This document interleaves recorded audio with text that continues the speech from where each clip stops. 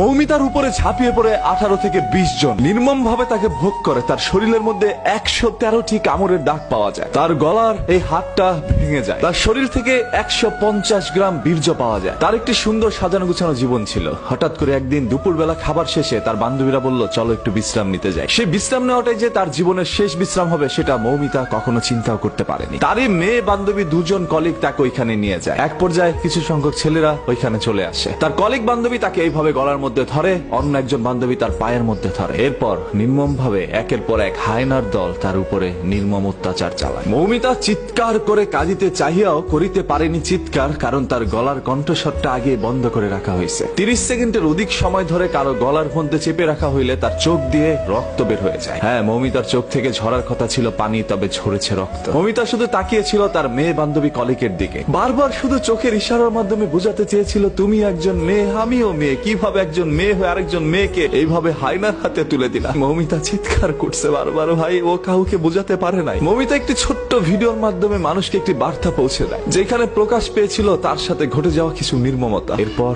তাকে এই দুনিয়া থেকে সরিয়ে দেওয়া হয়। মৌমিতার সেই ভিডিওর বর্ণনা যদি আপনারা একবার দেখেন, তাহলে আপনাদের চোখ থেকে অশ্রু ঝরে যাবে। আজকে পুরো ভারতবাসী এটা নিয়ে প্রতিবাদ জানাচ্ছে আজকে বাংলাদেশের মানুষ। এবং এই ছবিটি ফেসবুকের মধ্যে ঢুকলেই দেখবেন আপনার সামনে চলে আসছে। হয়তো আপনারা অনেকে পোস্টটা পড়ছেন না, শুধু ছবিটা দেখে ইগনোর করে চলে যাচ্ছেন। হ্যাঁ, কারণ ঘটনা তো আপনার মা বোনের সাথে ঘটে নাই বা আপনার সাথে ঘটে নাই, অন্য কারোর সাথে ঘটলে তো আর আপনার কিছু যায় আসে না। যদি আসলে আপনি একজন মানুষের মনুষ্যত্ব বেঁচে থাকতো, তাহলে অবশ্যই এটা নিয়ে পোস্ট করতেন, শেয়ার করতেন এবং প্রতিবাদ জানাইতেন। গতকাল থেকে অসংখ্য মানুষ এটা পোস্ট করেছে এবং মানুষ আমাকে বলছিল, ভাই এটা নিয়ে একটা ভিডিও বানান। এই সকল বিষয় তো আর মানুষের বলে দিতে হয় না, এমনিতেই চোখ থেকে অশ্রু ছড়ে যায়। এই মৌমিতার জীবনে কি এমন ভুল ছিল ভাই? ও তো সুন্দর করে পর্দাশীল অবস্থায় ঘুরে বেড়াতো। ছবিটার মধ্যে আপনারা দেখতে পাচ্ছেন কি সুন্দর একটি মেয়ে। আজকে এরকম হাজারো মৌমিতা আমাদের দুনিয়া থেকে চলে যাচ্ছে, সেগুলো সোশ্যাল মিডিয়ার মধ্যে ভাইরাল হচ্ছে না। ওই সকল হায়নার দলগুলো এখন পর্যন্ত আমাদের সমাজের মধ্যে বিদ্যমান। এবং আপনার এই মেয়ে বান্ধবী কতটা নিকৃষ্ট হতে পারে, আপনার মেয়ে বান্ধবী একজন মেয়ে হয়ে আপনাকে এইভাবে হায়নাদের হাতে তুলে দিতে পারে, সেটা হয়তোবা কখনো আপনি আমি কেউ চিন্তা করতে পারি না। এটা কখনো আমাদের বোধগম্য নয় যে এরকম কোনো কিছু আমাদের সাথে ঘটতে পারে। তার উপরে কোনো না কোনো বাঙালি ঝাঁপিয়ে পড়েছিল, সেটা এই পারের হোক আর ওপারের হোক। আজকে আমি একজন বাঙালি হিসাবে লজ্জিত।